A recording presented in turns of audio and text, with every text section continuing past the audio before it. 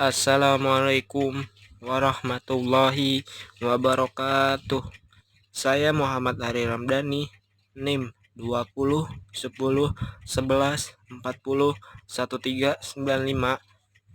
kelas 01 TPLP 007, ingin mempresentasikan UTS Pengantar Teknologi Informasi, yang dimana pertemuan pertama kita diajarkan tentang pengenalan komputer. 1. Pengertian komputer berasal dari bahasa Inggris, yaitu compute, yang berarti menghitung, dan computing, yang berarti mengoperasikan atau menggunakan mesin untuk melakukan proses perhitungan. Sedangkan pengertian komputer secara umum adalah seperangkat alat elektronika yang dapat menerima masukan input dan melakukan pengolahan data proses untuk menghasilkan keluaran atau output berupa informasi yang berguna dan bermanfaat. 2. Generasi perkembangan pada zaman komputer. Generasi pertama pada tahun 1951 sampai dengan 1958. Kedua, generasi kedua yaitu 1959 sampai dengan 1963. Generasi ketiga pada tahun 1964 sampai dengan 1979. Generasi keempat pada tahun 1979 sampai dengan 1980. Dan generasi kelima yaitu pada tahun 1981. 3. Tokoh-tokoh perkembangan komputer. Charles Babbage, yaitu the grandfather of modern computing. Kedua, Loveless Byron, first computer programmer. Yang ketiga, Herman Hollerith.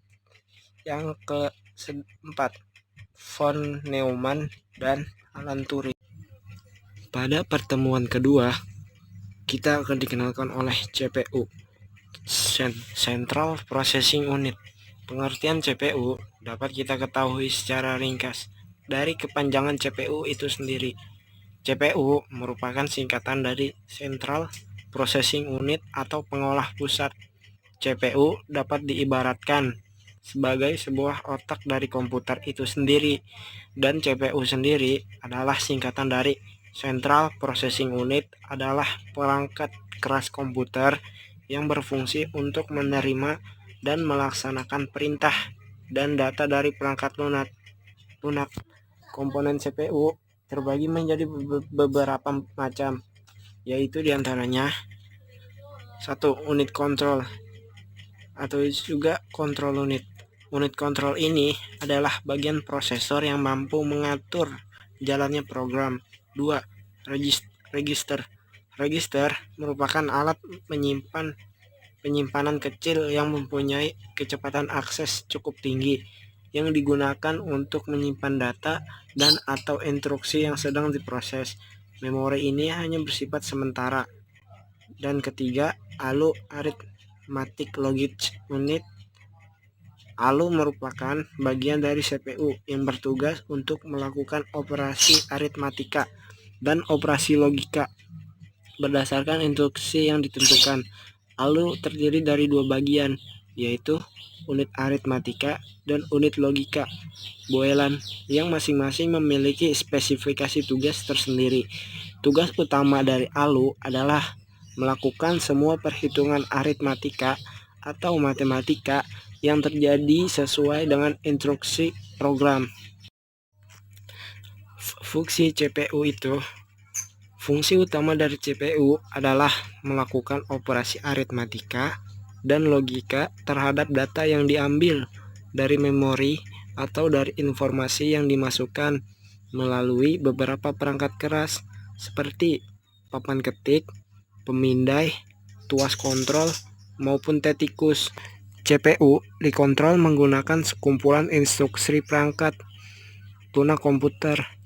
Komponen-komponen CPU di dalam terdapat beberapa bagian dengan fungsinya masing-masing yang saling berkaitan. Di antaranya adalah sebagai berikut: power supply, motherboard, prosesor, VGA card, kabel data, LAN, local area network, kabel OTP, RAM, random access memory, dan CD-ROM. Untuk lebih jelasnya, kunjungi link di bawah ini. Pertemuan ketiga, yaitu pengenalan memori. Pengertian memori komputer. Memori adalah bagian dari komputer, tempat program-program dan data-data disimpan. Sering digunakan istilah store atau storage untuk memori. Meskipun kata storage sering digunakan untuk menunjukkan ke penyimpanan disket, memori merupakan bagian dari komputer yang berfungsi sebagai tempat penyimpanan informasi yang harus diatur dan dijaga sebaik-baiknya. Memori merupakan media penyimpanan data pada komputer, yang mana media penyimpanan data dalam komputer dibagi menjadi dua jenis, yaitu A. Memori internal. Memori jenis ini dapat diakses secara langsung oleh prosesor. Memori internal memiliki fungsi sebagai pengingat. Dalam hal ini, yang disimpan di dalam memori utama dapat berupa data atau program. Memori biasa terbagi dibedakan menjadi dua macam, yaitu ROM dan RAM. Selain itu, terdapat pula memori yang disebut cache memory, CMOS, DRAM, DRAM, SDRAM, SDRAM, atau DIMM. B. Memori eksternal merupakan memori tambahan yang berfungsi untuk menyimpan data atau program, contoh hard disk, floppy disk, dan lain-lain. Hubungan antara cache memori utama dan konsep dasar memori eksternal adalah menyimpan data bersifat tetap. Bisa disebut non-volatile, baik pada saat komputer aktif maupun tidak. Pertemuan keempat, yaitu input dan output device. Input device, unit ini berfungsi sebagai media untuk memasukkan data dari luar ke dalam suatu memori dan prosesor untuk diolah guna menghasilkan informasi yang diperlukan. A. Keyboard. Keyboard merupakan unit input yang paling penting dalam suatu pengolahan data dengan komputer. Keyboard dapat berfungsi memasukkan huruf, angka, karakter khusus, serta sebagai media bagi user penggunanya untuk melakukan perintah-perintah lainnya yang diperlukan, seperti contohnya menyimpan file dan membuka file. Jenis-jenis keyboard. Pertama, keyboard QWERTY, keyboard Dvorak, keyboard Glockenberg. B. Mouse. Mouse adalah salah satu unit masukan input device. Fungsi alat ini adalah untuk perpindahan pointer atau kursor secara cepat. Selain itu, dapat sebagai perintah praktis dan cepat dibanding dengan keyboard. Jenis-jenis mouse. Manual mouse atau mekanis mouse. 2.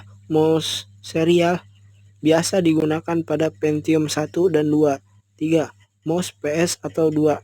Mouse dengan konektor PS2 biasa digunakan pada Pen 3 dan 4. Mouse USB Universal Series Bus, mouse dengan konektor USB. C. Touchpad. Unit masukan ini biasanya dapat kita temukan pada laptop dan notebook, yaitu dengan menggunakan sentuhan jari. Like pen. Like pen adalah pointer elektronik yang digunakan untuk modifikasi dan mendesain gambar dengan screen monitor. 2, yaitu output device atau bisa disebut juga dengan unit keluaran. Output device atau perangkat keluaran adalah sebuah komponen perangkat yang merupakan bagian dari personal komputer. Output device merupakan perangkat yang bertugas untuk menampilkan data yang telah diproses oleh bagian prosesor. Sebelumnya, data diambil oleh perangkat masukan atau input device yang termasuk unit keluaran atau output device, yaitu monitor. Monitor adalah alat output atau keluaran yang berfungsi menampilkan hasil proses komputasi. Instruksi-instruksi yang kita masukkan ke komputer akan ditampilkan pada layar monitor. B. Printer. Printer merupakan sebuah perangkat keras yang dihubungkan pada komputer yang berfungsi untuk menghasilkan cetakan baik berupa tulisan ataupun gambar dari komputer pada media kertas atau yang sejenisnya. C. Speaker. Speaker di sini pengertiannya sama dengan speaker pada umumnya. Speaker adalah transducer yang mengubah sinyal elektrik ke frekuensi audio atau suara dengan cara menggetarkan komponennya yang berbentuk selaput. D. Headphone. Cara kerja: suara yang telah diinput melalui mikrofon dikirim ke sound card. Data digital ini kemudian diolah atau diproses oleh DSP atau Digital Signal Processing yang bekerja dengan DAC atau Data Analog Converter yang mengubah sinyal digital menjadi analog dan dikeluarkan melalui headphones. E. Proyektor. Proyektor adalah alat yang berfungsi memproyeksikan atau memancarkan data atau slide yang bersumber dari komputer, DVD player, televisi atau media lain yang sudah dicetak. Yang tidak kalah penting dalam pemakaian LCD proyektor adalah screen projector. Screen projector adalah layar yang digunakan sebagai tempat dipancarkannya sinar LCD proyektor. Itulah akhir presentasi dari saya, Muhammad Ali Ramdhani. Apabila ada kesalahan dan kekhilafan, mohon dimaafkan.